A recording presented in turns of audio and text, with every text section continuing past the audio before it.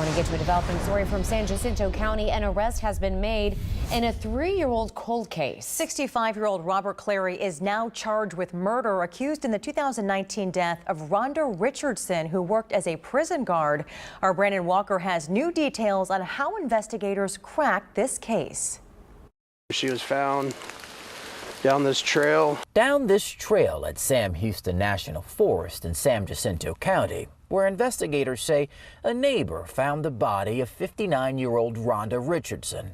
May 22nd, 2019. The trail not far from Richardson's home in Shepherd. Her being brought back here by our suspects, this was the end of it for her. Sergeant Gary Sharpen has followed this case since day one.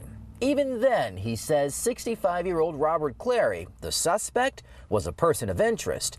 Clary, they say, was Richardson's neighbor who had volunteered to help her search for dogs that had run off into the forest. He was last seen with her the day before her body was found, and he was the one that actually found her body on the trail, off the trail in the National Forest. But investigators say Clary didn't call them, he called family, even took pictures of the body, brought a nephew to the scene to see it.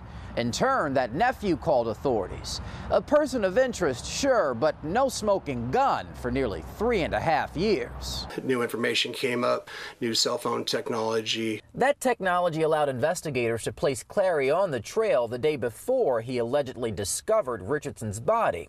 Investigators were able to match that data with data from Richardson's phone, also placing her on the very trail at the same time as Clary.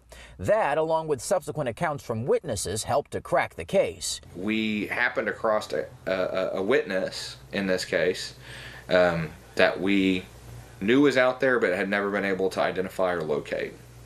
Happened across this witness, and it really was just the last piece of the puzzle that we needed. Deputies arrested Clary yesterday from his home in Shepherd, around the corner from where Rhonda Richardson once lived.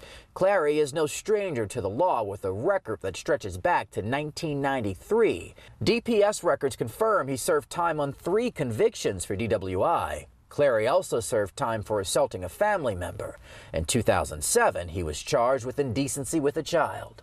I'm Brandon Walker, KPRC 2 News.